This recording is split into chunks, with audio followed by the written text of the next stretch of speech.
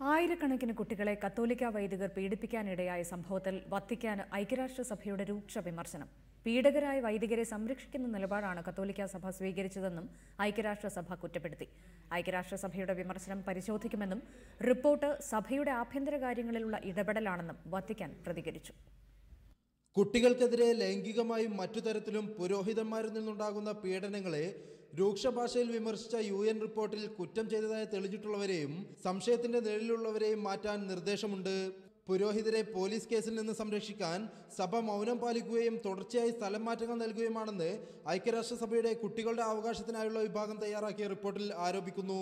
The main finding of the committee was that the Holy See has adopted policies and practices which have led to the continuation of the abuse by and the impunity of the perpetrators. ചൂഷണത്തിനിരയായ ആയിരക്കണക്കിന് കുട്ടികളുടെ വിവരങ്ങളും തെളിവുകളും നൽകാൻ Vatican അധികൃതരോട് UN ആവശ്യപ്പെട്ടു. കുറ്റകൃത്യങ്ങൾ ആവർത്തിക്കപ്പെട്ടിട്ടും നടപടിയെടുക്കാത്തത് ഗൗരവത്തോടെയാണ് കാണുന്നതെന്നും UN അറിയിച്ചു. സ്വവർഗരതി, ഗർഭഛിദ്രം, ഗർഭനിരോധനം തുടങ്ങിയ വിഷയങ്ങളിലെ കത്തോലിക്ക സഭയുടെ യഥാസ്ഥിതിക നിലപാടുകളെയും ഐക്യരാഷ്ട്രസഭ ചോദ്യം ചെയ്തു. അതേസമയം ഐക്യരാഷ്ട്രസഭയുടെ റിപ്പോർട്ട് പരിശോധിക്കുമെന്നറിയിച്ച വത്തിക്കാൻ റിപ്പോർട്ട് സഭയുടെ ആഭ്യന്തര കാര്യങ്ങളിൽ ഇടപെടുന്നതാണെന്നും കുറ്റപ്പെടുത്തി. കുട്ടികൾക്കെതിരെയുള്ള ലൈംഗികാക്രമണം സഭയ്ക്ക് നാണക്കേടുണ്ടാക്കുന്നതാണെന്ന് നേരത്തെ ഫ്രാൻസിസ് മാർപ്പാപ്പ പറഞ്ഞിരുന്നു. International desk, reporter.